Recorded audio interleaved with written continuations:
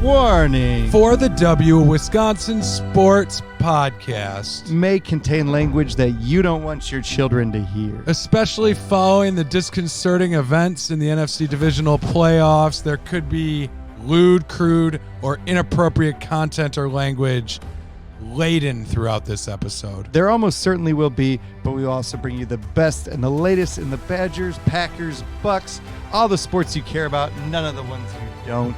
And Nick, we want to take a second to thank the listeners. Thank you for joining us, bandwagon fans. Welcome. And celebrated. Let's celebrate this. Yeah. For the W, spelled like words.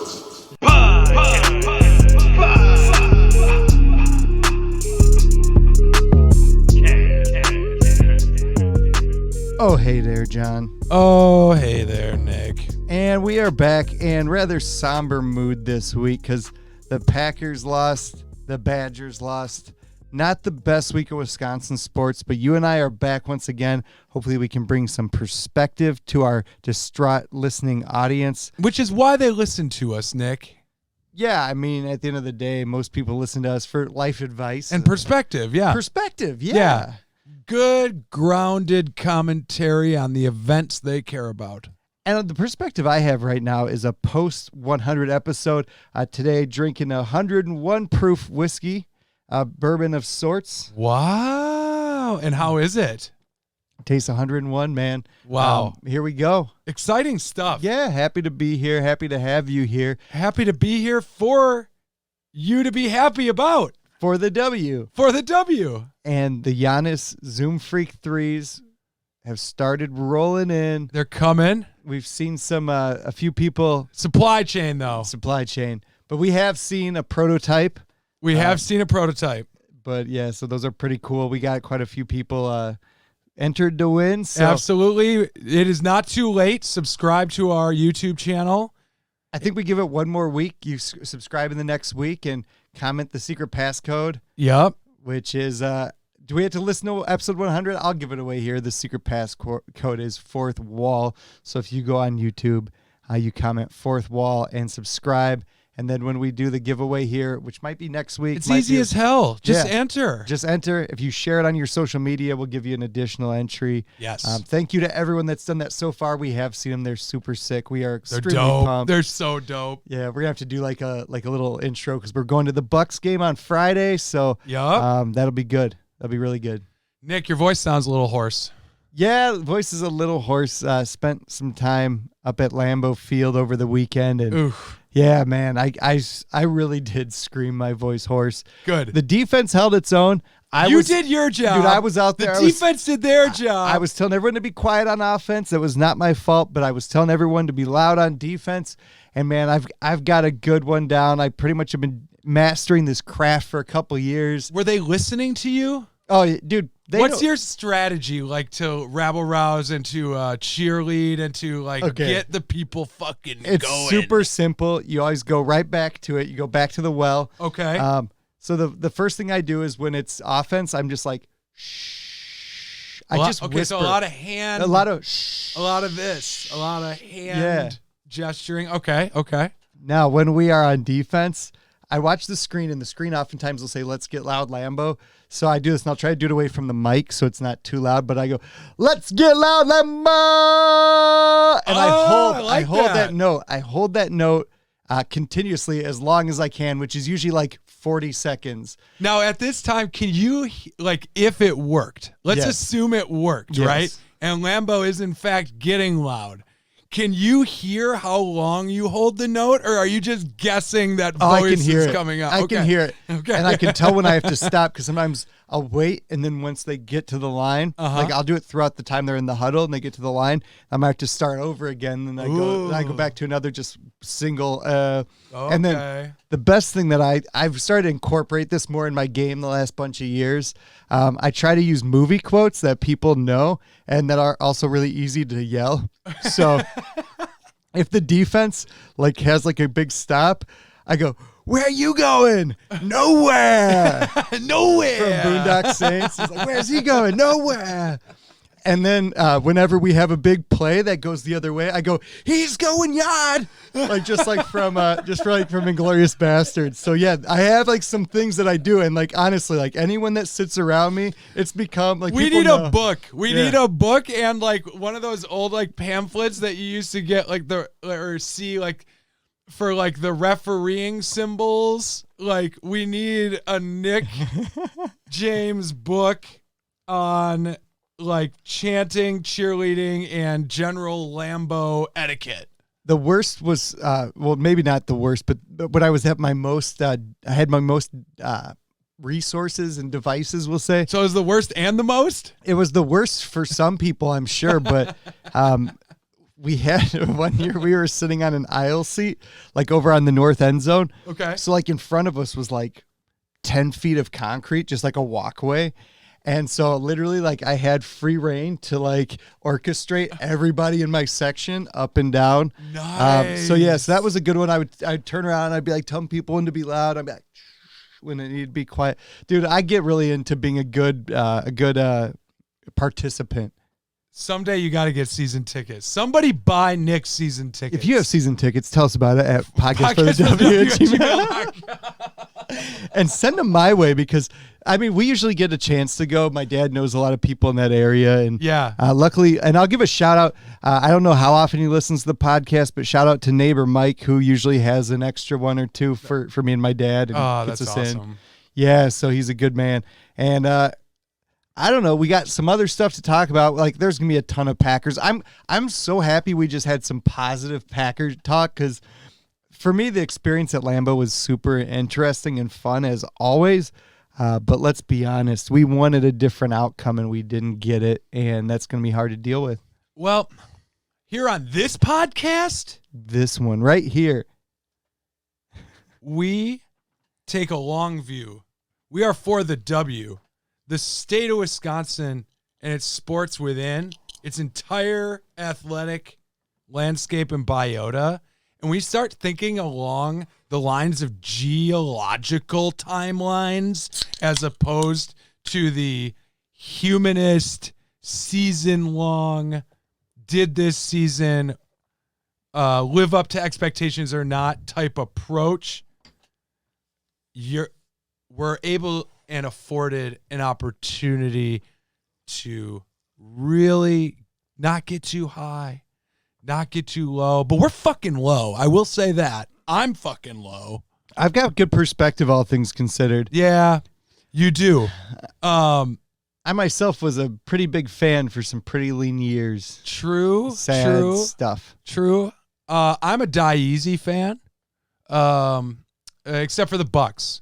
Yeah, the Bucks. You're die hard with the Bucks. Yeah, while you were dealing with lean years of the Packers, I was dealing with lean years for the Bucks, and yeah, me too. Yeah, and it's something where this season was a resounding success in so many different ways, and it was a resounding failure in so many other completely different ways than those different ways. And we're definitely going to talk about We're going to talk about all of that. We got a lot to talk about in the Packers segment, which will probably be the last one on this one because I feel like it still has the most people need resolution, I guess. So hopefully you can get everybody really riled up. Hopefully I can bring some perspective and we'll meet somewhere in the middle. The pre-pod planning process. That was something else this week. We were getting after it. I'm ready to shit all over everybody. Nick's not ready to shit on anybody. He's ready to go to the bathroom and take his shit there, which is reasonable.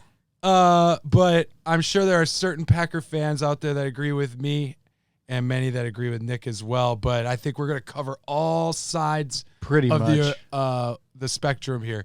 But before we get to the Packers, because they're depressing to talk about right now, we're going to do a little bit of coverage on the UW basketball Badgers, who took a tough loss to Michigan State.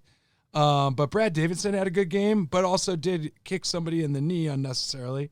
And then par for the course for Brad. Yep. Then from Madison, we're going to head on east over to Milwaukee, where there's plenty of news in Bucks country, including another dirty play involving a home team player with Grayson Allen lighting up the internet by injuring Alex Caruso with what the NBA deemed a suspendable hit above the rim. But then we're also going to talk about Justin Holiday, brother of Drew Holiday, potentially being in the mix. We're going to talk about games remaining. We got all sorts of stuff before we get to the Packers, where, of course, we're going to deep dive on everything, both depressing and stoic. But before all of that, Nick, we need our listeners to tell everybody. Rate, review, subscribe. 5 stars is the only rating currently being accepted at this time.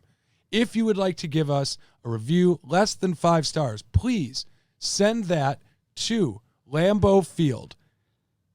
Yeah, that's a great place to send it.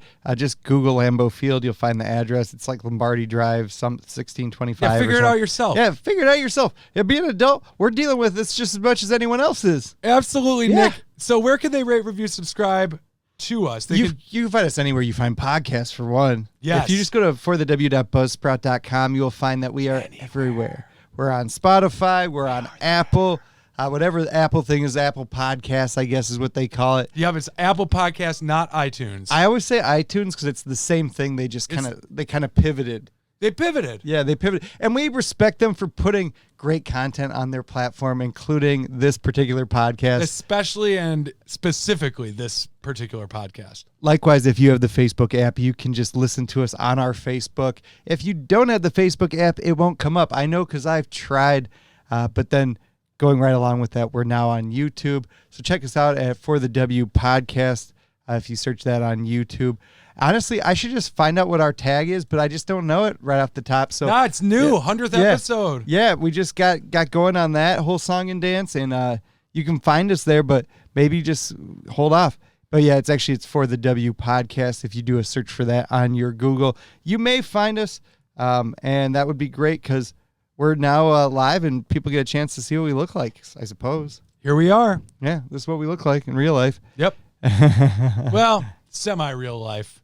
Yeah, it's kind of like fake life. But yeah, if you just give a quick search there, that's another way to find us. And of course, as always, tell us about all your troubles, trials, tribulations at podcastforthew@gmail.com. Or even better, just find John on Reddit. Or even better, just tell us about the Bucks or the Packers or the Brewers. We're ready. Trials and tribulations. I don't know, man. There's going to be some this week. I know, exactly. We're courting hellfire there. If anything, we're always here for the bandwagon fans. I will give you perspective. John will help you to... I'm going to rabble-rouse. Yeah, I'll help you to be like, the sky is falling. Or we're building a new sky. We're building a new. And I think that's exactly the point where you and I need to travel to a place. North. And up here, we can almost forget all the problems of the world. Not really, because, dude, it's always... The plight of being a Packers fan is the worst. It reaches all regions of the back of the left hand or the palm of the right hand shape that is the state of Wisconsin. Every single fingernail, palm crease is affected. It's a sad time anytime the Packers lose. But here in the North Woods, there is just a calm and eternal energy that is always going to bring us back down to earth. And this time of year, it's cold as hell. It's easy to go to bed early. We can scoot through the next couple weeks without having to be awake for more than like 30 hours total. Well, except for when we have to go to our jobs. Yeah, that's what I mean, though. Yeah. But other than that. So just go ahead and do that. And, Nick, Wisconsin has had a lot of people that have hailed from this great state, been brought up in this great state, Nick. And around the campfire, I just want to crack open the book, Yeah, this is my favorite thing that we do. Yeah, of course. Nick's favorite segment, where I read a Wisconsinite's words of wisdom and try to relate them to the sports landscape as we see it. And today, Nick, I have another icon of American culture, similar to Aldo Leopold and Laura Ingalls Wilder before on the last couple episodes. We have the great Oprah Winfrey, who grew up in Milwaukee, Wisconsin, and went to Nicollet High School, and went on to write a whole bunch of motivational shit, talked about a whole bunch of motivational shit, inspired an entire generation. And so it is to her I turned after the Packers lost. As you should, as most Packers as fans most do. people do. It's either her or Dr. Phil. Those are the choices. But it's mostly Oprah. It's because she's from Wisconsin, Nick. And she had some really wise words, Nick. She said, if friends disappoint you over and over, that's in large part your own fault. Once someone has shown a tendency to be self-centered, you need to recognize that and take care of yourself. People aren't going to change simply because you want them to. And I think this is apt for a whole broad spectrum of people associated with the Green Bay Packers this week, whether it's special teams showing up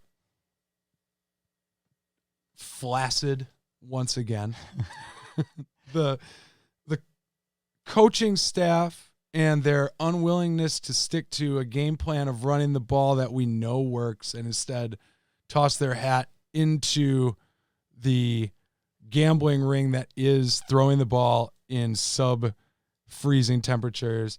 And also I think it's really important that the defense take a look and take care of themselves, because they should recognize that they balled out.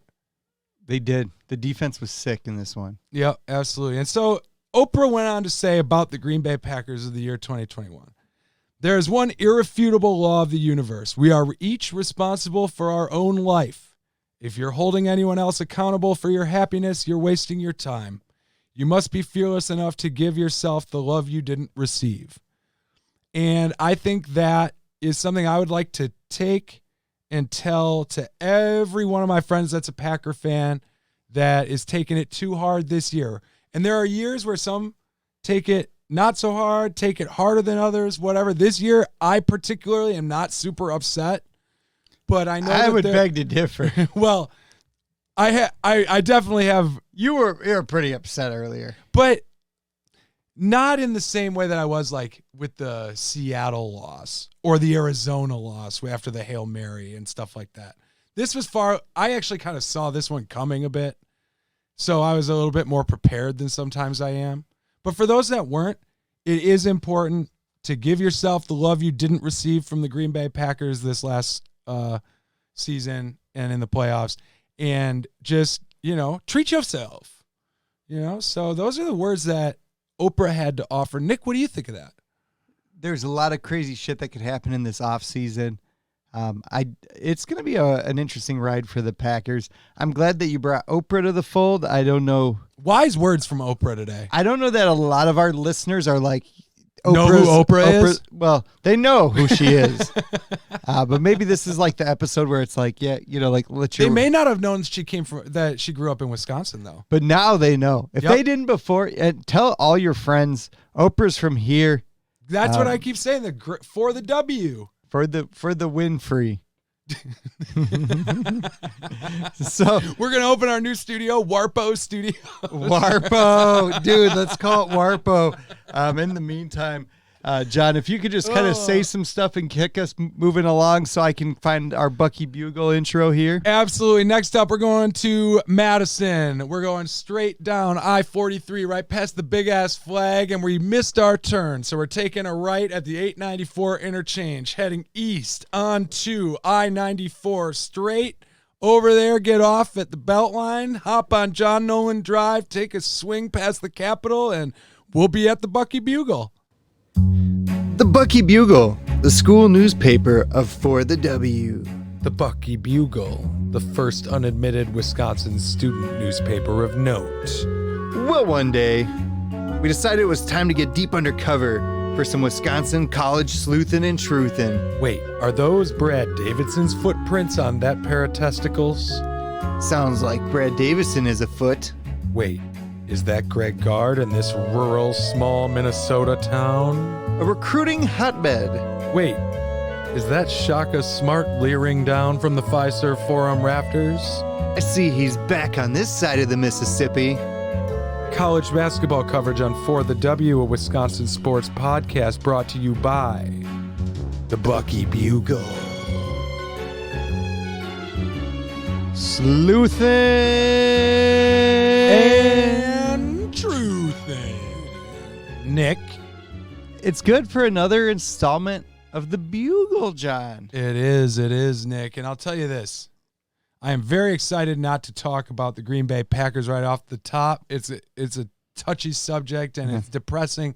And at least we can turn our eyes to, God damn it, the Badgers lost the only game since our last podcast. That really sucks.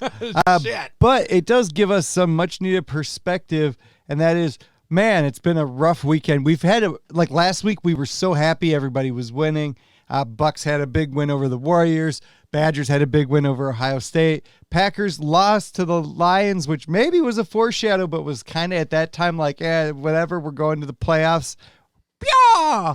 That's another thing I do at the Packer games. I do throw out the Bia. Howard Dean? Yeah, I throw that one out. That's a good one. Try to get the references out there. And in reference to this game, I will say Tom Izzo strikes again. Oh, man, he's good, isn't he? You know, he always gets his guys not only ready to play in the tournament, but especially against us. I feel like we've had some of our toughest games.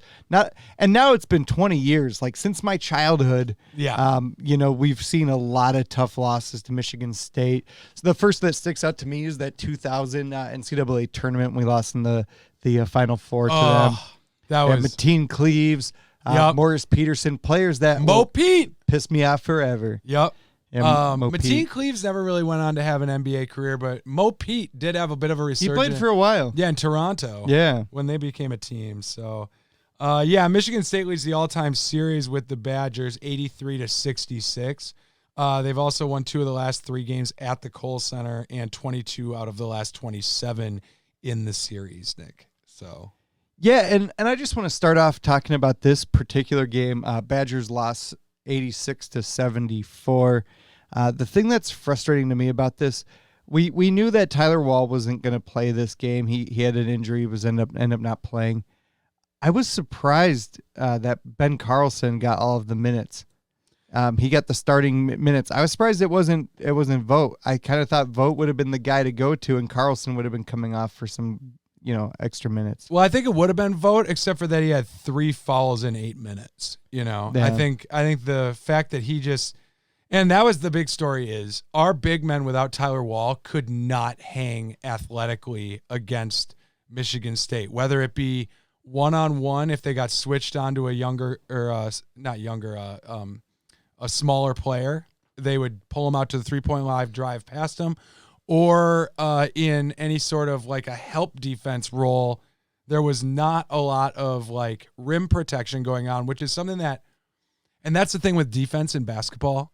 There still is, the stats are still way behind in measuring the impact of defense and team defense by individual player. And I would not have thought that missing Wall would have gutted us as much as it appeared to in this one, but it really, it kind of makes sense though when you think about it. Totally. We lost by 12 points. The Wall gives us like 15 points, right? Like this is a close game against a close opponent if Wall is in there, if you ask me. But also I don't want to be too pessimistic because we also beat Northwestern earlier in the week on Tuesday. We recorded, was it Monday that we recorded? Yes. It seems like so much has happened since then. Yeah, so much has. But yeah, beating Northwestern there in what was announced as a trap game, John, by many. By me, I think. Many pundits said so. It was a trap. Yeah, it was a small but vocal minority. To be fair, that was a very uninspiring performance, defensively especially against Northwestern. They've got some bucks in them. Yeah, that's a good way to put it. They sure do. They 82-76. We beat the Wildcats in Evanston. We did not win the turnover battle. We did not win the offensive rebounding battle. 2 things that we've kind of won all year. But yeah, we were able to squeak out the victory. Johnny Davis went off for 27, 8 of 15 from the floor, 4 for 5 from deep. His 3-point shooting has been kind of hit or miss the last few games. Yep. Brad Davison has been hitting some cold-blooded threes, though. Dude, he's been looking good. I know you were kind of skeptical after the Ohio State game. I was. I'm feeling pretty good about as a number 2. Like when he was the guy leading our team in scoring, right? That was a recipe for disaster. But now that Johnny Davis has kind of stepped up and taken that lead dog role, dude, Brad Davison's the perfect number 2. Absolutely. And you know what, though? I think something that we talked about early on in the season so as we hand out flowers to Johnny Davis, Brad Davison, and Tyler Wall, Chucky Hepburn, 2 for 6 against Michigan State, 1 for 3 from downtown. It was a nice shot and everything. I don't know if we have 5 Tigers. I think we have 3 Tigers. I think we have Johnny Davis, Brad Davison, and Tyler Wall. And the rest of our team is very inconsistent and does not necessarily take it upon themselves to make up for when one of the other guys is out, 3 Tigers and 2 Tiger pups. Bearcats. 2 Bearcats. I knew you'd have a good response for that for some reason. It only took me 2 to get to one. Yeah, it was good. Yeah, Crowell's kind of drifted the last bunch of weeks. He hasn't looked like the guy early on. He looks soft. Hepburn has had some good defensive games. I think his high scoring game was like a 12-pointer. Yeah. And actually, I think that was against Northwestern. So, yeah, it's really been Wall, Davis, and Davison. And, occasionally we've seen another guy that's kind of pulled into that top 3, top 4 conversation. But, yeah, maybe we don't have 5 Tigers. I still know who our 5 that we're giving the minutes to. If they're healthy, it's, going to be Wall. It's going to be Crowell, Davis, Davison, and Hepburn. So, I don't know. We don't have a really good answer for the Hepburn question. Now, we have a nice rotation of big guys, but I don't know unless Jordan Davis, maybe they want to try him out in that role. Jacoby Neath is kind of who got the majority of those minutes in the Michigan State game. Yeah. And Lauren Bowman kind of got those backup guard minutes, and neither one was particularly inspiring in the Northwestern game. They got 7 and 5 minutes respectively. In the Michigan State one, they got 12 and 11 minutes. Both of them went 1 for 3. Lauren Bowman had 4 points. Jacoby Neath had 3 points, and literally no other stats. Not a foul, turnover, block, steal, assist, or rebound to his name, which is kind of tough to do, I think, if you play 11 minutes on a basketball court.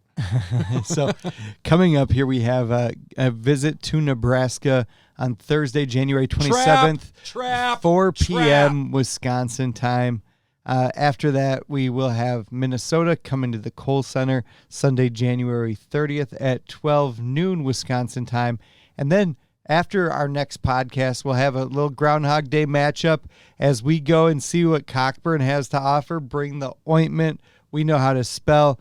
And then, of course, we have Michigan State in a couple weeks after that. So I think Illinois and Michigan State are the 2 big ones that we want to look at. I don't even remember what I said. That bourbon is hitting, man. Nick, we got to just hold the fucking line against these trash teams like Nebraska and Minnesota, because they're not super trash teams. The Big Ten is so much better. The ACC is bad this year, like legitimately bad.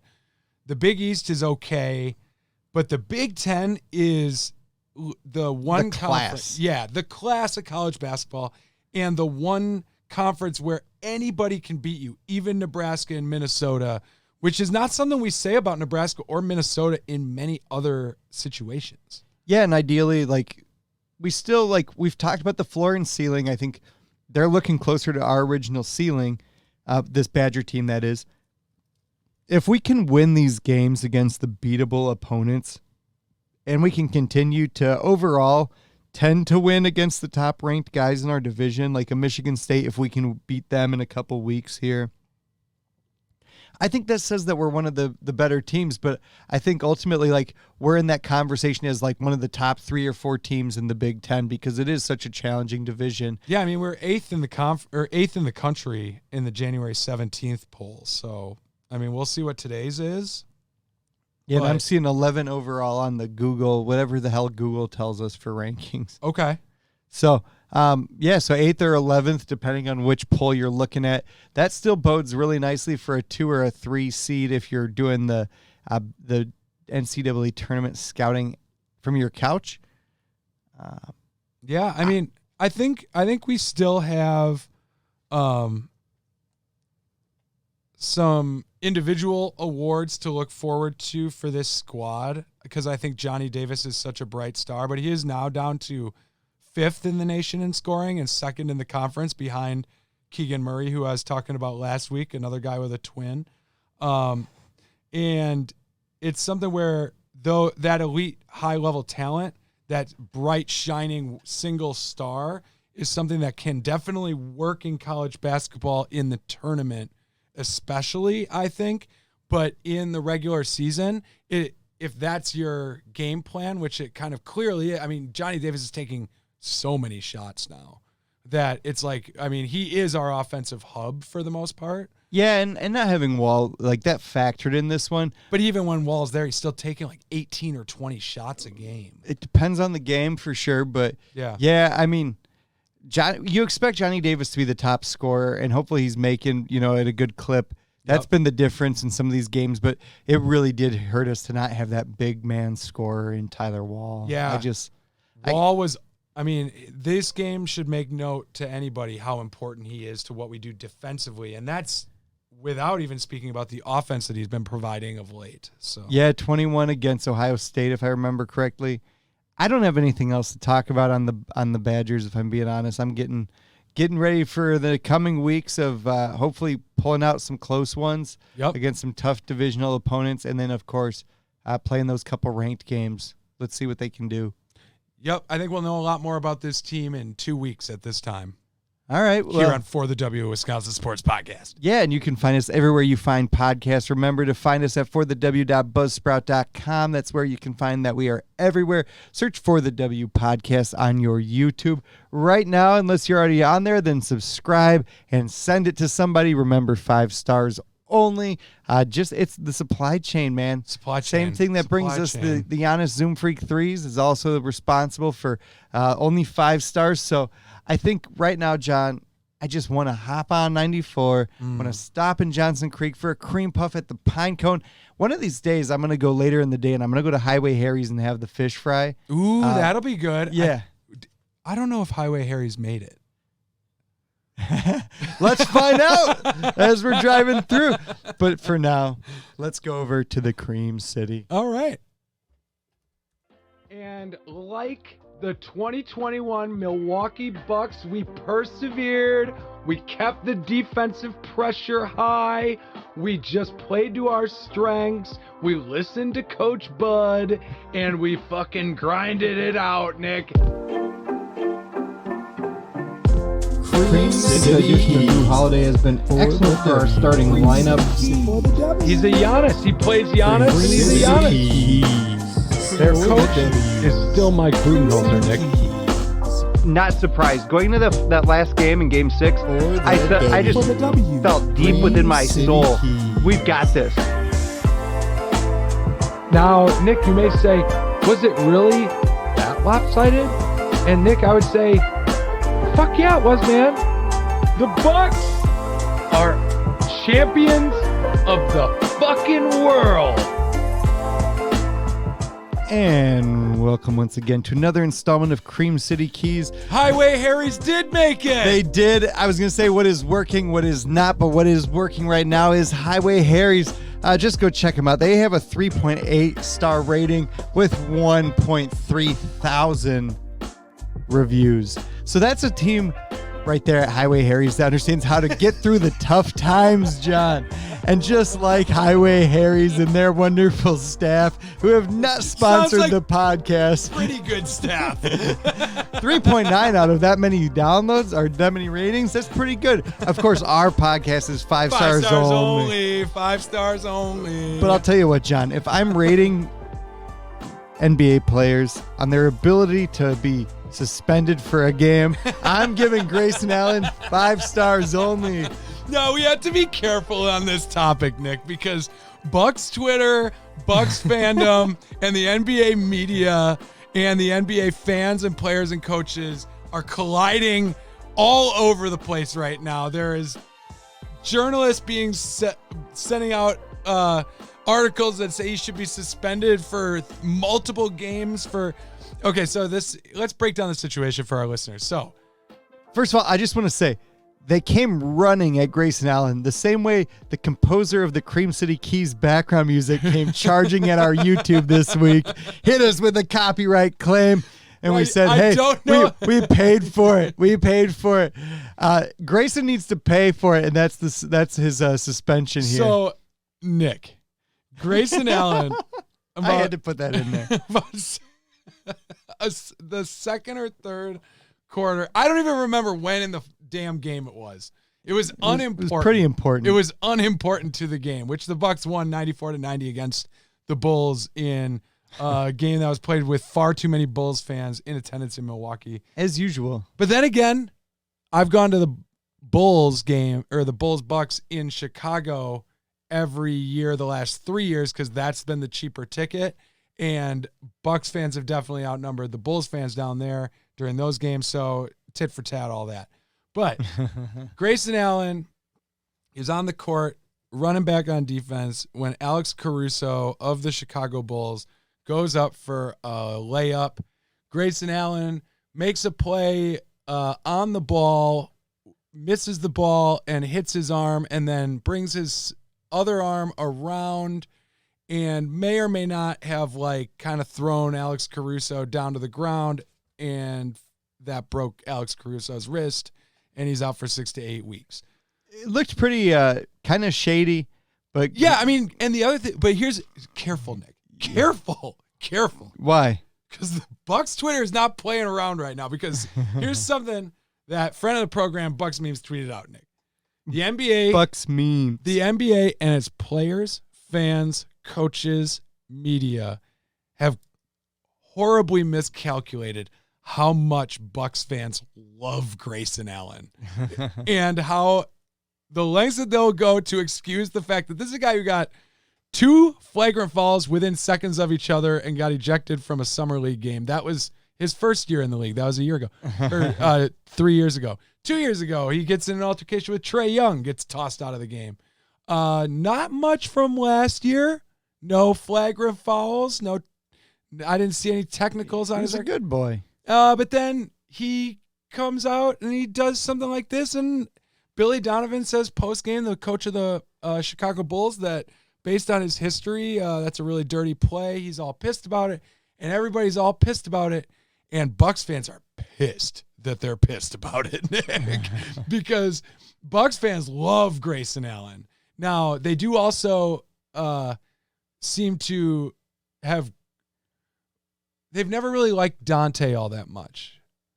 I don't know what the what the disconnect is there, but ever since Dante's been here, whether it's Wes Matthews, Bryn Forbes, or now Grayson Allen, they've been clamoring on Twitter and Facebook to start that, and Reddit to start that person over Dante. And honestly, I don't think the majority of Bucks fans really care about Grayson Allen. I think the subsect that will tweet about it and will go on Reddit are very vocal. And I still don't think that the casual Bucks fan is really that worried about our 4th best player potentially. No. I don't think they're worried about it from a game plan perspective. I think it just is because we have Giannis. I think it's the people that are hardcore, going on Bucks Twitter, going on Reddit. I mean, I don't know, because there's a lot about it. The NBA came out and made a statement about it. Woj made a statement about it. Shams Charania made a statement. Mark Stein. This is the who's who of the NBA reporters. Well, obviously it made national news. Absolutely. The injury. But yeah, I'm not sure that for me as a casual Bucks fan, and I don't claim to get on the Twitter and stuff, I'm yeah, Grayson Allen was playing like shit before that. Whatever, we'll see what happens. But I kind of knew he was a dick when we got him. I mean, exactly. That's what I can't. I'm sorry, Bucks Twitter, but I don't understand why people are acting like he's not a dirty player. I don't understand why. We've known for some time, since the Badgers played against Duke in the tournament a couple years back when we had that ill-fated team. For the video fans, you can see that I'm showing something. Nick, this is when I put up Twitter, this is what comes up. It's Grayson Allen and his dogs And it's got 900 likes and 263 retweets. And he looks like a 12-year-old. It was posted a couple hours ago. He looks like a 12-year-old. It's all very strange, but here's what I think it really boils down to. I think it's the fact that we have Giannis, who is like beaten up more than any other guy in the NBA. And so for anybody to say that one of our players is dirty when the amount of restraint that the Bucks have to practice on a year in, year out basis to not react to excessive fouling and all of that is something that has left the fan base particularly touchy. But with all that Grayson Allen conversation going on and his suspension and all of that, what people failed to notice, and the Packer game was going on Saturday, and the Badger game was going on Saturday. Less on that. So I thought Badgers played Friday. Friday. Yeah, but everybody's a bit distracted by the Packer game, so they don't catch the fact that Dante, the big ragu himself, DiVincenzo, dropped 20 points for the first time this season in Grayson's absence and looked awesome in a Giannis-less victory against the Sacramento Kings, doing two things we haven't done very often this year. We beat a team without Giannis, and we beat a team that wasn't very good. And Nick, that was really encouraging, and I'm very excited and super hype about Dante. I was really happy to tell everybody on the party bus as we were heading back from the loss at Lambeau Field, hey, the Bucks beat the Kings. There was not a lot of enthusiasm in that moment, but maybe they were just overcome with excitement. They might have. You might have. It's like fainting goats. I touched a chord. They were already so hyped. Yeah, and it broke them for a second. Yeah, they were really excited about that victory. Yeah, and happy for Dante. Yeah, I'm sure. I'm sure the entire bus was happy for Dante. But yeah, so we went on to beat the Bulls 94-90 on Friday. Then Saturday on a back-to-back, we play the Kings in Milwaukee as well. Beat them 133-127, like I said, without Giannis. George Hill got the start. And so we now have George Hill, Grayson Allen. Now, Wes Matthews did leave this game with a knee issue, which is something that we should be keeping an eye on. But I guess it was just like a knee-to-knee contact, like a bone bruise maybe. Okay. But he only played 17 minutes in this one, further opening the door for Dante and Pat Connaughton to come out. Now, with this Bucks team, the other news that was kind of circulating around this week was a reporter from, I believe it's Yahoo Sports, tweeted and had an article about the fact that the Indiana Pacers are taking trade calls for Justin Holiday, younger brother of Drew Holiday. And they specifically in that report cited that the Bucks were one of the teams most interested. And this would be right in line with John Horst over the last few years and his acquisitions of players during the season. But Nick, Justin Holiday is good. I mean, it's fair to say that he would probably get some minutes on this team. I don't know if he's better than Dante or Pat or Grayson Allen. He's kind of in that range of player, though, except for with some higher upside defensively. He's a bit faster, so can guard a bit different types of players than those guys. But we would have to likely either get rid of one of those guys or George Hill, former Pacer, to do so, plus another contract, most likely either Wara, Mamu, Rodney Hood, Semi Ojale, something to make the contracts work. Because in the NBA, as opposed to the NFL, you have to have a matching salary or within a certain percentage of the salary that you're sending out coming back. So, Nick, are you okay with trading any of those guys? What do you think of any of that? Honestly, I just think we need Brooke back. I think that's going to make the biggest difference for us. I don't know that there's anybody that I'm super on board with trading or somebody that I'm super on board with getting at this point. But if we're looking at a player who has a brother on the team. We seem to already be pretty good at that, and that's worked out okay. So, Nick, now you're talking, Nick. This is how we need to really get this whole thing set up. We just start bringing in all the different. Obviously, we need Robin back, Robin Lopez. I don't know what like Dante DiVincenzo's brother, if he has one, what that guy's like, but let's just bring all the brothers. Maybe Bud has a brother that's also a coach. We gotta really see how deep this goes. Does John Horst have a brother? Chris Middleton has a sister named Brittany Middleton, who I think we should get involved with the organization in some capacity ASAP. Okay. Tell me more. Why? Well, she's related to Chris Middleton. Oh, okay. Just get all the siblings in the under one roof. So the sisters too. I think, yeah. Okay. If we're going to the lengths of getting Thanasis, please turn off your headphones. Thanasis did not provide a lot, particularly in terms of basketball impact last season when we went to the championship. Oh, he's going to be so mad when he hears this. It was the collective soul of the team that was uplifted by having him around. I think more is better when it comes to siblings in the organization. Like you said, Robin Lopez, Justin Holiday, Aaron Holiday. We should get Kostas Antetokounmpo. Alex Antetokounmpo is probably too young at this point to be in the NBA. Are there any other brothers? Like I said, Chris has a sister. The thing with Chris too, everybody else gets a brother, but not Chris. That's, not necessarily. I would just want to make sure he's okay. Sorry, Thanasis. I know you're watching right now, and we apologize.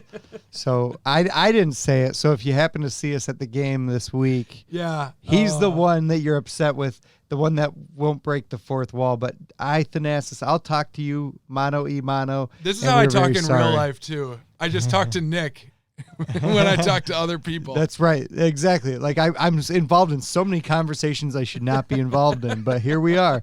It's just our way. John, we've talked about everything on my list up to this point.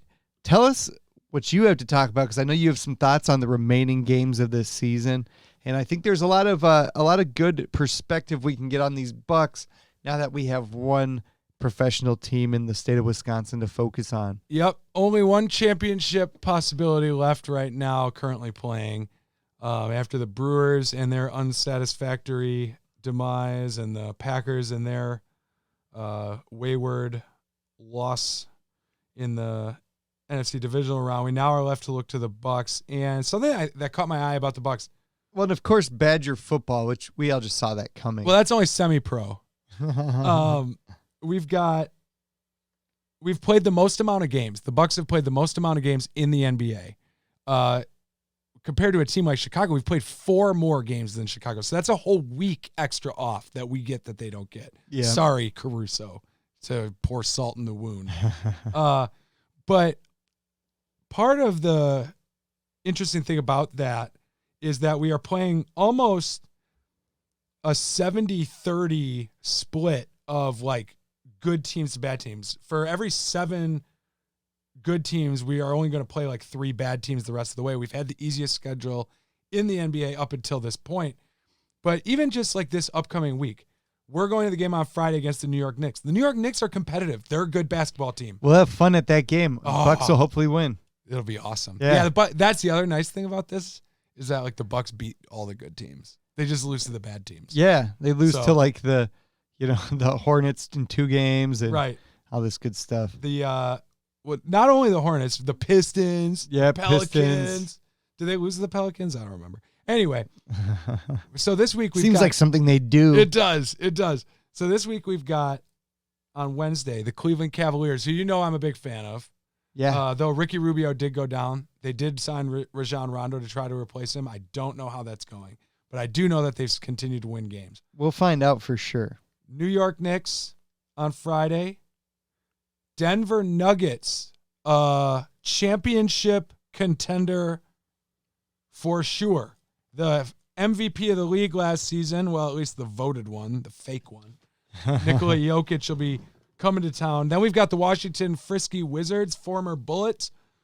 After that, Portland Trailblazers. No walk in the park, even though they are a total tire fire right now. Los Angeles Clippers, tough team. Paul George is out, but they still continue to win games. The Lakers, another tire fire. But then we get on Thursday, February 10th, Nick, in the Valley of the Sun, the first rematch against the best record in the NBA this season thus far and our foe for 6 games last year in the NBA Finals, the Phoenix Suns. We will play them again a few weeks later. And so this is a situation where we will have more rest, but we will also be playing better teams. We're going on a couple road trips over the rest of this season. But I just think that's all good news for this Bucks team, because a lot of this season has kind of felt like, the first quarter or so kind of felt like a coronation, a real accepting of the fact that we were world champions, and a glow that stuck around because of that. The second quarter kind of felt like we were injured all over the place, right? Now is the time to get healthy. It seems like we are starting to do that. Only Brooke Lopez left on the injury report and Grayson Allen on the suspended report. I am really excited to watch the next couple months of Bucks basketball. And I hope that the listeners don't get too upset that we weren't defending Grayson Allen on this podcast. Yeah, and I don't have a lot of defense for the guy. We'll be all right without him. He is not a huge factor to me, but at the same time, I wish him the best. And True. As long as he's a Buck, I wish him the best. And John, what else? Anything else on the Bucks, or do we have to get into this tire fire up in Lambeau over the weekend? Let's go. Let's pull the Band-Aid off. All right. So for all of you that are ready for this, and I don't think any of us would ever be ready, but it happens so frequently. Let's go and cry our tears of deep, deep sorrow. You're now listening to Titletown Transmission, the unauthorized and underground radio of the Green Bay Packers. For the W presents the story of a team that grew out of a small port town. 80,000 tailgaters every Sunday. Statues of legendary coaches Vince Lombardi and Curly Lambeau welcome those fans. Owned by the citizens of every county in the state of Wisconsin. Dre Soup Cambo. Borky Chris Bjorkes. Devonta Adams. Mason Crosby. AJ Dillon. Amari Rodgers. Your list sucked dick, dude. They sucked so fucking bad, man. See, and I picked the 3 players I enjoyed most watching this season. You picked the 3 players I enjoyed watching least this season. All 3 of them, except for Borky. But also, Amari You can't get your punt blocked in the fucking... But also, they stopped playing Amari Rodgers in that role at some point. But they brought him back. They brought him fucking back. It just makes you wonder what's going on there. I bring it up because I talked about Band-Aids. Let's rip the first Band-Aid off right off the bat. What the hell was the special teams doing? Yeah, the special teams cost us the game in this one. You and I talked about this before the podcast. A 10-point differential. If Crosby makes that field goal, if Borky's not blocked in the end zone leading to a touchdown, something that was right in front of my face and right in front of the Packers locker room entrance, the legendary southeast corner of the end zone. But for me, watching this game, we saw all the problems that we had throughout the year. So many times we talked about the special teams, how they weren't performing to the level that we needed them to, and it came back to really bite us here in the playoffs. Man, this is a tough one. Everyone's going to be frustrated probably for weeks. Hopefully we can provide some perspective on this podcast. Probably not, because we're just as pissed as the next fan. But yeah, absolutely. I mean, that makes the whole difference. Even if one of those things doesn't happen, we're in a different discussion here today. So, John, we have plenty more to talk about the things that we didn't like. Yeah, but I sure do. I really do want to talk about Soup, Devonta, and AJ Dillon, and what they meant to the team as the year went on this year. To see just incredible performances at times out of all those guys. For me, those were my 3 favorite to watch, not only because I thought Soup would be pretty good, but because he actually was good, and that was great to watch, and to see that position finally shored up for us. I don't know. I could not be happier. I think it's telling he got the All-Pro nod. No surprises here. Deserved it in every sense of the word, but as good as our defense was in this game, our other positions just didn't hold up. No, they sure didn't, Nick. And there was a combination of things that occurred that led to the loss down at the end. But the number one issue that persisted throughout the season was a lack of running the ball. So let's go through and do our last rundown of a box score for this 2021-2022 Green Bay Packers season. One thing I just want to point out as we get into this little rundown of the Packers season, when you go on Pro Football Focus right now, and with the updated ratings after this past week, Devonta Adams, of course, first overall wide receiver. The Packers offense has another player that made it to the number 1 overall ranking at their position group, according to Pro Football Focus and their advanced statistics based off of snap counts and frequencies and a variety of different factors. Who? A.J. Dillon. Doesn't surprise me. First of 62 running backs. And what I'll say about A.J. Dillon is this. He was so extremely efficient with the ball. And I think, and we talked about this, in the group message. You and I have had a fun bunch of days of just, when people are upset over a loss and the amount of stuff they get into. A.J. Dillon, though, I think that was a huge loss not having him as the game went down. And we knew that this is Aaron's penchant to kind of check out of the run. I wasn't going to bring him up, Nick. To go 5 wide in the red zone. I wasn't going to bring him up. But making a bigger difference than that was that A.J. Dillon got injured. It made us less of a physical run team, and it made us less willing to run the ball because Aaron Jones would get stuffed a little bit sooner. Dillon was really looking pretty good in the first half till that injury happened. Yeah, A.J. Dillon looked awesome, got our only touchdown of the game. We did continue to run the ball on one other drive after that first drive of this game, and we were able to do it still. And yet, Nick, the Packers, well, here, I'm just going to get into it. I think you're absolutely right about A.J. Dillon. But I also think the opportunity to continue running the ball was still there, and we just decided not to. And whose decision that was, only the guys in that huddle know. But here's what I will say. Nick, the game was played in Lambeau Field. You were in attendance at 7:15 p.m. Wisconsin time in blistery, cold, bustling winds, 12 miles an hour wind, 15-degree weather, outdoors because that's where football is played, on grass. The duration was 2 hours and 53 minutes. The Green Bay Packers were favored by 5.5. The over-under was 47. It was under, and a lot of that number was probably built on what Green Bay was expected to get, and yet they did not. But let's get to the football being played, Nick. San Francisco, 12 first downs to Green Bay's 14. And here it is. San Francisco, 29 rushes for 106 yards and no touchdowns, but a huge, huge, huge impact on their last 2 drives. Their ability to stick to and get first downs on the ground is the reason they were able to move the ball just far enough down the field to set up Robbie Gould's game-winning field goal and his first field goal. Green Bay, on the other hand, 20 carries for 67 yards. Only one of those came after 13:35 left in the fourth quarter, when we had a lead for all of that time, except for the final 3 minutes.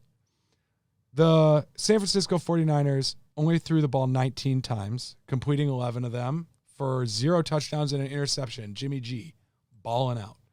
the Packers decided to throw the ball 30 times, 29 times. Rodgers was 20 of 29 for 225 yards and a very, very, very ineffective and unobtrusive 0 touchdowns or 0 interceptions. He was sacked 5 times for 29 yards lost. Bakhtiari not being there, something maybe that had some impact on that. But all in all, the game had 475 yards total between both teams. It was a defensive slog. The defense didn't give up a single touchdown. That was our special teams with the blocked punt. Green Bay did fumble the ball twice, losing one of them, and that made up our only turnover. Each team was penalized 5 times. Pretty evenly officiated games and no bad calls. We did win the time of possession, but only by 50 seconds. 29-24 for San Francisco, 30-36 for the Packers. Nick, where do you want to start? Man, this is a really tough game to be at. Yeah. Man, honestly, long and short on it, we just didn't get it done.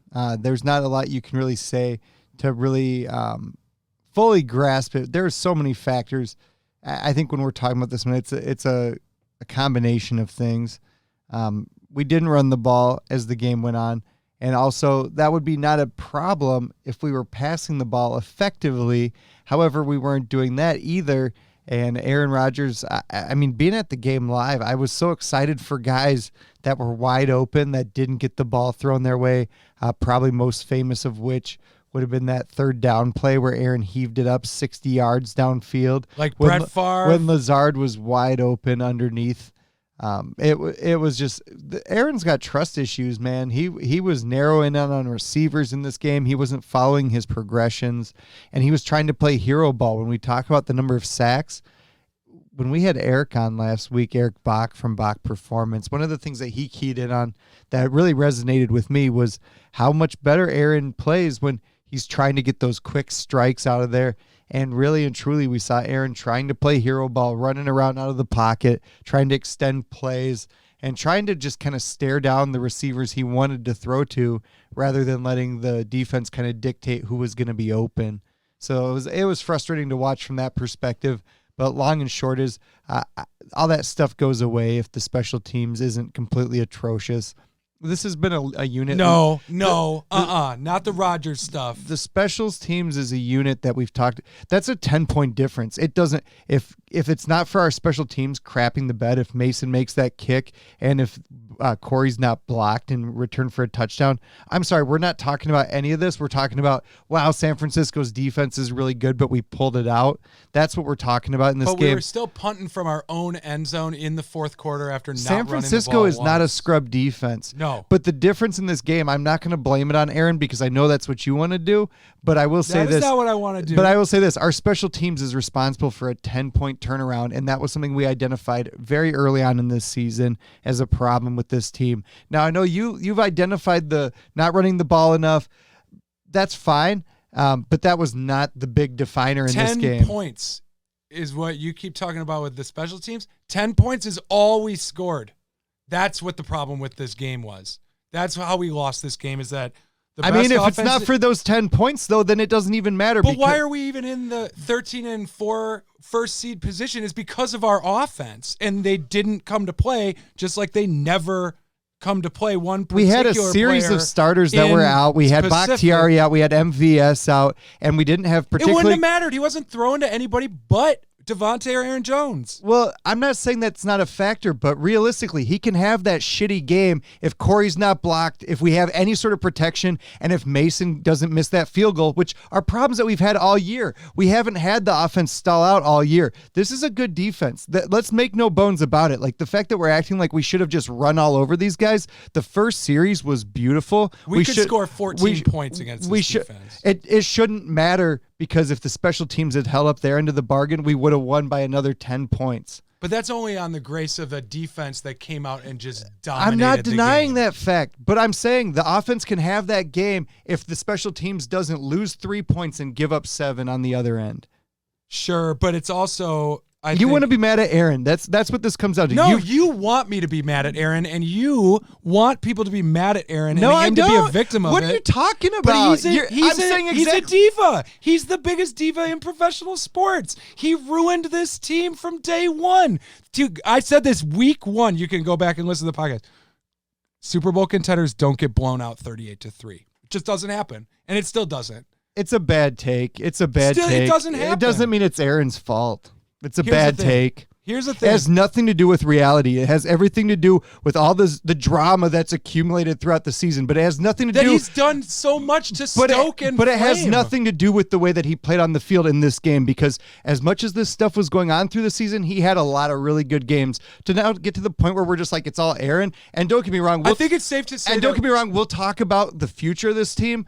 I'm all in favor of blowing it up, but I'm not going to sit here and be like, this is all Aaron's fault. Because frankly, the special teams was the big glaring weakness in this game. Well, so is the lack of any offense. I mean, we had one touchdown, and it was the first drive of the game, right? Or second? It was within the first 6 minutes of the game. We had our only touchdown of the game, and this is with an offense led by an MVP in name only. This is an offense that tore through the league, but as I pointed out on the group thread multiple times, this is a guy who's built his career. Maybe we need to start reassessing because he can't get it done. He cannot get it done. Nobody's arguing that, though. You're arguing with nobody's arguing that fact. He didn't get it done. But here's what I'm going to say. If Mason Crosby makes that field goal, it's 13-13. If they don't block the punt that goes for a touchdown, it's 13-6. I'm not going to sit here and say that Aaron's the only reason. Certainly there's some to be desired with the way that Aaron conducted himself this year. I don't think he'll be back, and we'll talk about that. Because for me, I've been saying blow it up since last offseason. I know. So I really don't care, other than the fact that I'm not going to sit here and act like, because everybody wants to make this about Aaron Rodgers, and it's not, because we didn't get it done, and we didn't correct the biggest flaw throughout the season. Aaron had great games, and he had games like this. Our special teams was pretty well shit all season. And that's the thing. We won all season. Why? Because we had the MVP in name only of the league who just shits the bed every single playoffs. He even almost shit the bed in the one Super Bowl he won. It was something where this is a guy that we have given the benefit of the doubt of. It was all McCarthy, right? It was the defense. I mean, to be fair, Aaron's played pretty well every regular season. A lot of players lose in the postseason. Only one, not like him. Not as much as him. Only one quarterback wins the Super Bowl every year. Yeah, but only one quarterback has lost as many games as him over the last 10 years in the playoffs, and that's a guy by the name of Tom Brady, who has the same amount of losses, but also 30 more wins. You have to play in a lot of those playoff games to have the opportunity to lose those games too. Well, I mean, sure, but he doesn't play in very many because he loses all the time. Well, he loses. How many times has he lost in the NFC Championship? He's got 5. He's got a ton of wins too. You don't just get to the NFC Championship as a consolation prize when you make the playoffs. 7-9.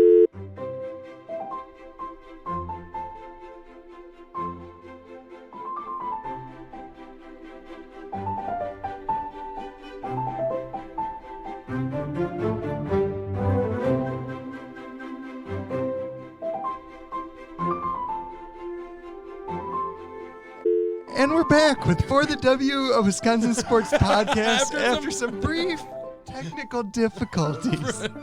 If it wasn't for all the instruments of electronic capabilities that screwed up in whatever moment they did, we definitely wouldn't have interrupted this podcast because it was going swimmingly. We were having a really fun, friendly conversation, as everyone out there in Packerland is Playful having. and light. Playful and light. That's what we were. So now on to some more exciting topics, John. How do we get past this, and what do we do in the off season? So how we get past it is the same way we always do, Nick, because it's time to look for the future. To the future for this Green Bay Packers team. And so it's time to say goodbye to the year 2021-2022 Green Bay Packers in the same way we do for all of the teams on this For the W Wisconsin Sports Podcast, with a reciting of course, Vitamin C's great song, Friends Forever. So, Nick, if you want to join me as we go on, we remember all the times we had together. See, I don't even know the lyrics. And as our lives change, come whatever, we will still be friends forever. We can change, but we're here in our mold. I am here in my mold. And Nick, unknowingly, we did, because that is how we send teams off on this podcast, we actually accidentally did a mashup of the Verve's Bittersweet Symphony and Vitamin C's Friends Forever. Yeah. And so that's pretty groundbreaking shit, and we didn't You're even welcome. know we did it. So I knew we did it this whole time. You didn't realize? I thought it was all one song. One song. Nope. Nope. And then I Googled the lyrics and was like, wait, these aren't the lyrics. Yes. Anyway, so yeah, Packers are going to be a team next year, Nick. A lot of fun, exciting talk going on around Green Bay. As you and I mentioned, and if you couldn't tell, we're both really passionate about this topic, really hoping that we see Aaron Rodgers move on to brighter, greener pastures next year, hopefully. I think we both are of the opinion that he should just leave, right? Yeah. We should he should either walk or be traded. At this point, I would like to see Aaron just ramble on, sing his song, and get down the road a little bit. But frankly, I'd like to see us trade out some of those players. I mean, if Aaron's gone, I don't know that it's worth paying Devonta. Maybe it is. I don't know how we can work that out, but I'd like to see us tag and trade Devonta too and send Aaron. As much as I hate to say it, I think it's time that we start bringing some new, fresh players in, and those two have a special connection. But I just don't know that it's going to be worth what Devonta is going to cost if we don't have the prime quarterback there also. You know, it is almost too special. It's something I equated it to over the group thread after the game was Sterling Sharp and Brett Favre. Brett Favre had tunnel vision for Sterling Sharp when Sterling Sharp was healthy and playing. And it was not until that injury in 1994 or 5 that Robert Brooks, Antonio Freeman, and that offense really diversified. And I feel a little bit the same way about Rodgers and Devonta, and we don't need to rehash. They've had some great games together. Oh, it's been unbelievable. And that's the thing I would like to say for anybody we're talking about in this upcoming segment that we may want to see if we can bring someone else in, is that the Packers over the last 3 years have won 39 games in the regular season. They have won 2 playoff games in that time, and it has been a revitalization of a franchise that is very uncommon in professional sports, to go from what was very clearly a declining and on the downward slope franchise as far as wins and losses go at the end of the Mike McCarthy era. LaFleur comes in and immediately wins 13 games by revamping the defense through some of the key contributors that you and I are about to get rid of right now. So I just wanted to say shout out to them. But I think you're right. I think we both want to see a moving forward for this franchise from Aaron Rodgers. And I think Devonta Adams and Aaron Rodgers are a package deal. I mean, I don't know how Devonta feels. Maybe Devonta wants to stay. He's not really given a lot of indication that that's how he feels. He's played it really close to the vest, for sure. He has. But the Last Dance photos and stuff like that tend to make me think that he's Rodgers' guy. But maybe not, whatever. But so what path could that take of Rodgers and Adams? And let me throw some other names on top of this list of the old guard. Zadarius Smith has been completely replaced by Rashawn Gary. Preston Smith had a really nice season this year after kind of a lackluster one last year. I don't know how I feel about him going. Guys like Jair is up for an extension. Is that right? Yeah, Jair will be up for an extension here. I want to hold on to him, man. Yeah, I'd like to hold on to Jair. So I've got some. I've pulled up over the cap here. So Jair, obviously a guy we'd like to keep around. Currently, this year, I guess let's go back. We've talked about some of the players we can expect to cut, and a lot of the guys that you mentioned are all towards the top of what our dead money and cap savings are. So this is if we cut the player prior to June 1st of this year. The number one player that we save with is Aaron Rodgers, and part of that is because the way that we restructured his deal, they cut a year off of it and made it less guaranteed money. So if we were to cut Aaron, that saves us $19 million in cap savings. His contract is for $26 million, give or take there. So that's our best savings. Second best would be Za'Darius. If we cut Za'Darius, we're saving $15 million. Preston Smith, another one. If we cut Preston, we're saving $12.5 million. Now, Bakhtiari, if we cut him, that actually costs us a little bit more. So we're not going to save. We would actually lose another like $3 million roughly, give or take there. I could see a scenario where Billy Turner maybe goes out the door. He costs us about $3 million. Dean Lowry, $3 million. Kabi, $6.5 million if we cut him. For one target, never mind. Yeah. So I think a lot of those guys we can expect to see hit the door. And as we talk about paying guys like, as you know, down the line here, of course, Jair's a guy we want to keep. Elton Jenkins, another guy that we're going to be looking at an extension for down the line. Maybe that means that we let Bakhtiari move on next year. That's what my initial guess would be. However, if we're comparing salary cap space across the NFL, the Packers have the second least amount of cap space, and that's with negative $40 million. With the current roster, the only team that's in worse shape is the Saints, and they're almost double that. They have $74 million that they're over the cap right now. So we're going to have to move some guys along, and it's our effective cap space. That's with, you know, some of these other factors is estimated at red $50 million. So we're going to have to clear basically $50 million for this season to kind of be okay for the 2022 year to actually be under the cap. So let's back it up a little bit to what are the expectations for a rebuild? Because I'm of the opinion personally, to answer my own question, I guess, that this is a team that's still ready to win with if we get a league average or better than league average quarterback play. I think you're absolutely right. And that's, if there's anything that anyone can take from this podcast, that's the positives of this whole situation right now. So if you look at our 2023, what our cap is there. Now, granted, this would include changes like probably an extension for Jair, but we talk about removing some of those guys. Currently, Green Bay is 6th overall for 2023. So it means that we've got a lot of guys that once they're off the books, it's not going to hit us into the coming years. So if we can do a deal where we're trading out Aaron, we're trading out Devonta, as much as it's going to be hard to rotate and lose those guys, to get some young talent in at those positions.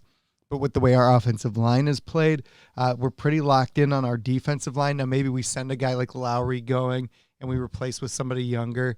And that's the thing, I guess, is I don't know if that's necessary. I don't know if a wholesale rebuild is really, it's because of that and the way the defensive front seven played this year. And I'm not saying we need a wholesale rebuild. That's why I'm talking about very specific players. Right. And then maybe we try to pay Devondre. Maybe we try to pay Will Douglas to stick around. Those are some options there too as we look forward to the season. But yeah, let's go for the young guys. Maybe we try to grab another young quarterback and see if someone can push Jordan Love. Maybe Love is still the guy. Maybe Love is in fact the answer. But I'll tell you this, with the way that our running backs are set for the next couple of years and the way that we're set along our offensive line, that bodes pretty well. Absolutely. Well, and if the goal is to remain competitive and to rebuild on the fly, essentially, our offensive line is a position group of strength.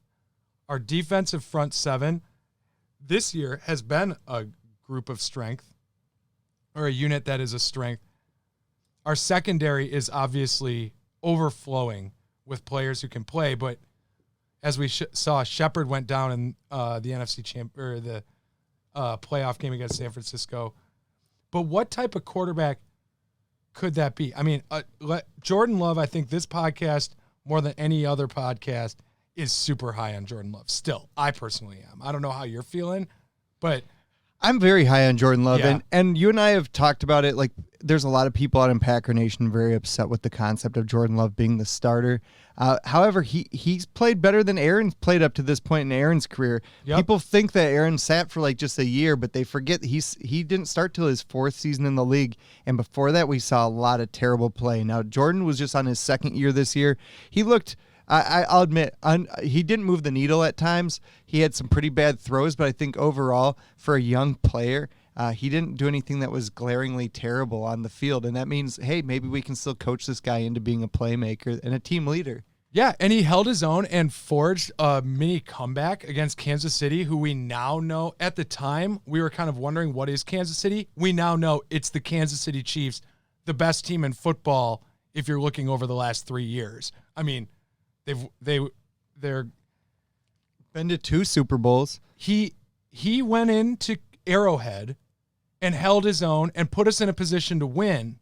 And had we not missed the field goal, again, a common theme. dear God, had we not missed it, we would have won or gone to overtime. I'm assuming we see Mason Crosby moved this year. I don't think we bring him back. I sure hope so, Nick. Come on. He can't stay, but he might stay. That's the thing with all of this is I think that there's a very real possibility. Rodgers is back, Devonta's back, Z's back, and we cut at the core of some of our depth that's coming up, and I think that's the wrong move. But we'll see what happens. It's a long way to play out. But so let's speak about quarterbacks. Could a guy like a Jameis Winston, a guy like Teddy Bridgewater, a guy like Taylor Heineke. I don't want to see any of these moves. I don't think any of those guys gives us a better chance to win than Love does. Okay. However, I would be fine with, hey, if we get some draft capital, maybe we take a flyer on a couple other young quarterbacks. Now, the first year that Aaron Rodgers started, we drafted Matt Flynn, but we also drafted Brian Braum in that same draft the following year, or the exact year that he was starting. So I think 2nd round. Yeah. So yeah, 2nd round on Brian Braum. Flynn was kind of an afterthought, ended up having a decent backup kind of career and got a payday somewhere else. But yeah, long and short of it is they put some insurance in place when Rodgers started too. So maybe that's what you do. You load up with some younger guys. I don't think they're sitting there thinking that there's anybody out in the free agent pool. Like from the list you just mentioned of guys, I'm not inspired. Well, I'm really just naming guys that we could get back as part of a larger deal for Rodgers or Devonta, or even I would say hold them, give us more picks. Yeah, and then we just find somebody off the scrap heap. I mean, Joe Flacco's out there, and he's 36. You got. And even still, though, I don't know that guy gives us a better chance to win than Jordan Love. Now, maybe we look at a guy like Bortles that comes back as a backup. Could he push Love, I guess is my question, is could that whoever that guy is, I hope that they are somebody who's going to take Jordan Love and be another set of eyes and ears for the young quarterback would be my hope. My hope would be that they don't try to pick up a free agent quarterback. My hope would be that they honestly just draft a couple younger guys. Now, here's the difference, though. If we go out and we're picking up a veteran, a guy that's like you talk about one of these Bridgewater, Jameis, one of these guys that could potentially be a starter, that's not good because that means Jordan Love is not good. Right. Right. That move will signal that. So that'll be telling. So if it is a guy like Bortles, I feel much better than that. Bortles and a couple draft picks, I feel immensely better. I don't think Bankert is the guy they're looking at long term. Yeah. Now, 1 year later, Nick, maybe a couple weeks or so difference. Let me ask you this. What do you think about Rodgers for Deshaun Watson? No. I'm still not feeling that one. Damn. I would much rather have the picks, honestly. I really would. The benefit of those picks is you get the low salary cap. We're pretty stacked elsewhere. Now, let's say we have a transcendental year next year from a Jordan Love if Rodgers does, in fact, move on. And we really have something with Jordan Love, and we've got some young talent coming up there. Well, then that sets us up for a nice little, kind of like Seattle was in a few years ago that they didn't really make the most of that opportunity. Kind of Russell Wilson? Yeah, kind of like, well, once again, kind of like we were in after we won our first Super Bowl where we had a chance to kind of make some more moves with a young roster and a young, relatively inexpensive quarterback at the time, Rodgers was, but I'm really hoping that we see, some development from Jordan Love and a boatload of picks. Yeah, I mean, picking late in the draft, being good for as long as the Packers have been, eventually erodes at the talent base so much so that it's almost impossible in the NFL to stay good forever. You see it in New England right now. You saw it with us. You saw it in Seattle. See it in Denver.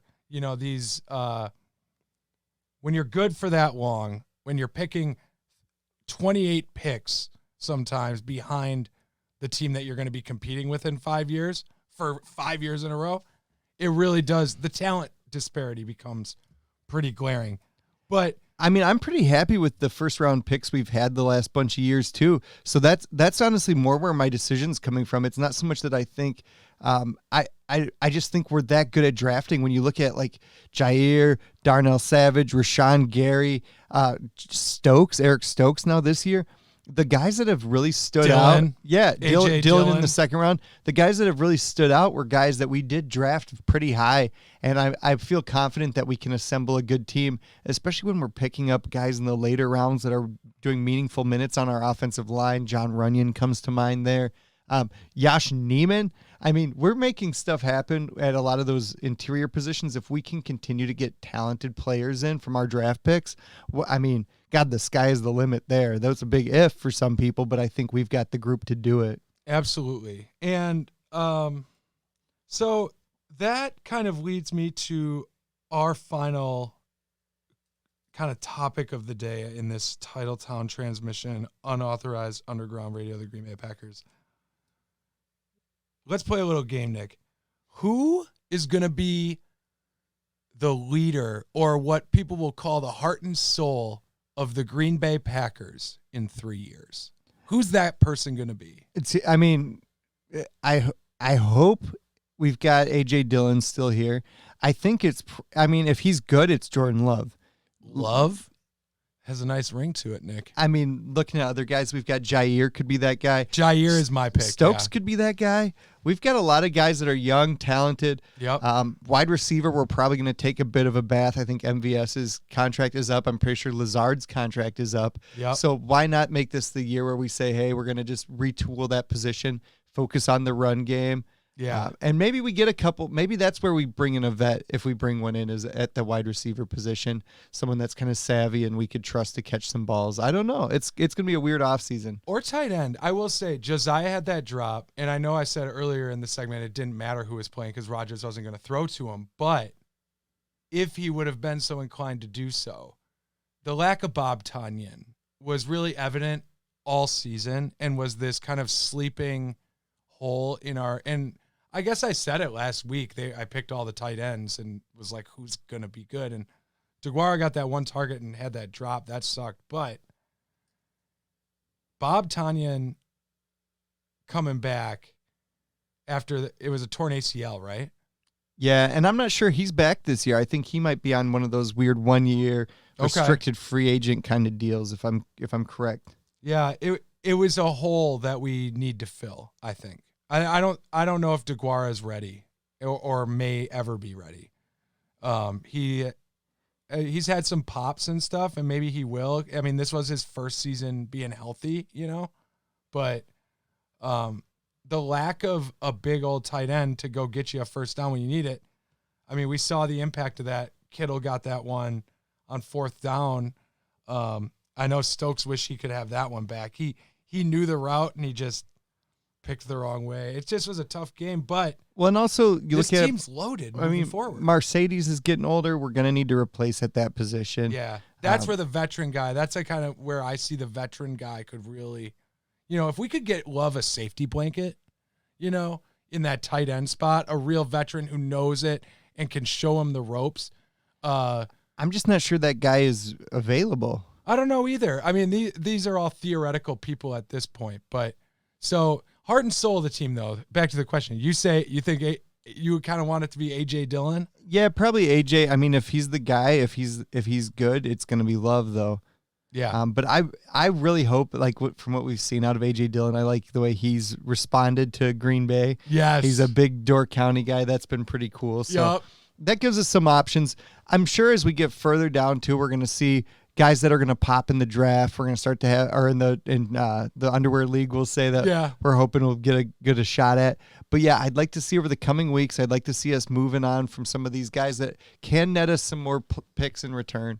Yeah, I think there are picks to be had. Now, what do you think if you were to ask in a forcible manner to give a percentage chance that Aaron Rodgers is here or leaves? I'll say 70% he's gone, 30% that he stays. I don't think Green Bay wants him back.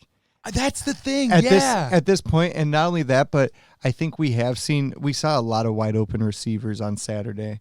I think we've seen a regression in Aaron's skills. I don't think Goot is an idiot. I think he made all the right moves to make it very easy to move on from Aaron with the way they restructured his contract. This is the year to do it. And I think the drafting of Love a couple years ago was telling that he saw something that shows there's a regression going on with Rodgers' play.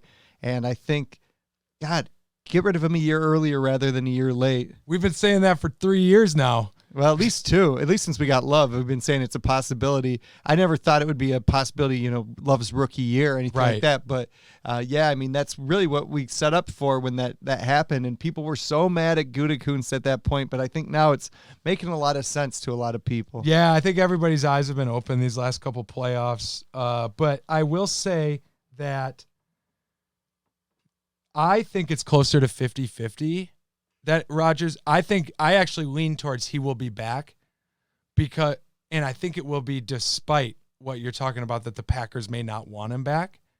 I think he does give us probably the best chance to win next year in the regular season and maybe in the playoffs if he can make some adjustments to his game and, shore up some weak points that he has.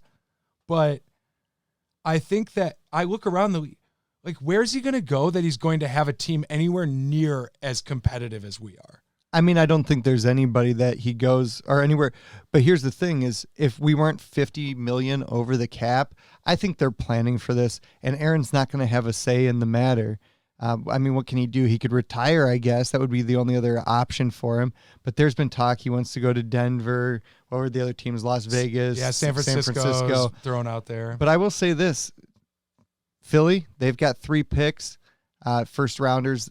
New York Giants, they have 2 first rounders. I think it's likely that we do see a trade. And even like talking about the Broncos, they've got a pretty early pick this year. Maybe we trade them for this year's first, next year's second, or next year's first in a couple seconds, something like that. It all depends what everyone else is willing to give up. Yep. But I think, man, if we could get something for him, unload that $20 million in cap savings and maybe get something in return.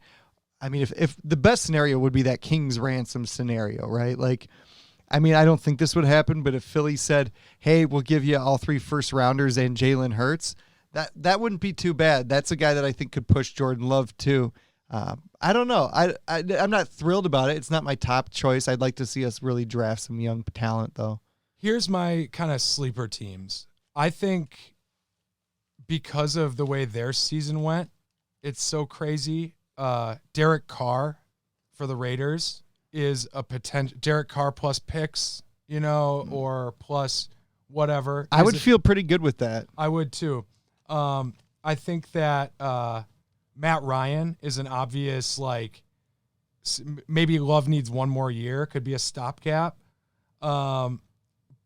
But I don't know if Atlanta has any sort of draft capital to provide to that situation. But, like, outside of those, like you said, Philly, like, where would Rodgers go that he could be in the second round of the playoffs? Like, all those teams have quarterbacks already and firmly entrenched ones, So, not Denver, not New York. Yeah, but neither of those teams are anywhere close to the talent level of a Green Bay. But at the same time, Green Bay is not going to try to send him to where they can give him the best chance to succeed. They want to send him where they can get the most in return. And frankly, Aaron doesn't have a choice. Yeah, we hold all the cards. Yeah, Aaron doesn't. Yeah, that's exactly it. So maybe, I mean, if Aaron wanted to retire, that's about all he could do. But yeah, I think Philly is a good bet as far as a team that Aaron could see as like, oh, that's competitive. I could get to further than Jalen Hurts in the playoffs there. I think he would think that. I would love to see the Raiders only because we could get Derek Carr back. But you wonder about Like, would the Giants think, oh, all we need is a quarterback? They've drafted pretty early the last bunch of years. They've made some bad choices there, but they still have Saquon. They still have they paid a bunch of money for Kenny Golladay and his services. Well, and Daniel Jones isn't bad. That's the other thing is you've got a guy in New York that's, 24, 23, I think. And I think Daniel Jones is bad. That's my personal opinion. Yeah, I mean, he might be, I guess, but if you're the Giants brain trust who drafted him, maybe you don't. I don't know. And that's the other thing, though. The Giants just moved on from their entire front office. Right. So that's another thing where I start to think, who's likely to make a move like this? It's going to be a team like that. Yeah, those are the teams that I think both of us are eyeing, is those teams that are in a bit of turmoil where they could go. There is no obvious landing spot, I guess, is the big point with all of this. I mean, I think the obvious one is probably the Broncos. Everyone's been talking about that since the word go. But once again, they don't have shit to give up. But well, they do have picks. There's been talk about those picks. They don't all have to be the same season. Yeah. But kind of the thought process there. I've heard all this talk about how the Broncos are such a tough team without a quarterback. I really don't know that they're as good as people make them out to be. I could be wrong, but well, let's talk about what he'd be signing up to go play against 6 games a year. Patrick Mahomes twice, Justin Herbert twice, Derek Carr twice. Yeah. Guess what? The Lions, the Vikings, and the Bears may have never been as good as either of those 3 teams were last year at any point during Rodgers' run. I mean, Rodgers was in an NFC that allowed Jay Cutler to get the NFC Championship game at one point. Like, the level of difficulty of even making the playoffs in that division is so high. But maybe that's what he wants. I don't know. Yeah, and once again, it's really going to be, are people making deals? Are people making offers for Aaron? I would imagine he's probably still going to win the MVP based off his regular season body of work. However, hopefully that's enough to convince some sucker team that will be in decent shape. But yeah, I mean, I wouldn't mind seeing a trade to Denver. We can get that number 9 overall pick from them. Indy for Carson Wentz and Jonathan Taylor? Yeah, I don't even know if Wentz will be there by the time we get to the draft, and they certainly wouldn't give up Jonathan Taylor, but I would love to see that. However, that's the only way I'm making that trade. Yeah, so him or Russell Wilson, bring back the Badgers, Just bring Badgers back. I don't know what we're gonna do, but ultimately, I would like to see us blow things up a little bit, and I don't think it takes that much to really infuse some new talent on this team. Yeah, exciting stuff in uncertain times ahead for the Green Bay Packers. Nick, it's been a hell of a season. It sure has, and it's been a terrible finish once again. Horrible, gut-wrenching, painful, angry, sad. Sad as can be, but John, I hope that we were able to provide some perspective, if not for ourselves, for you, the listener/viewer. Man, what a rough Packer season it was. But you and I will follow as we try to rebuild, try to see what we can do. The greatest franchise in the history of sports will not be held down for long. Certainly they will not. And at this hour, I'd like to say, when the fighting has stopped and the fallout has settled, you must rebuild not just lines, not just quarterbacks, but hearts and minds, and ultimately Titletown itself. Loosely translated from Fallout 76. Thanks for listening. I wore all black because it's a funeral. Oh, it was a funeral.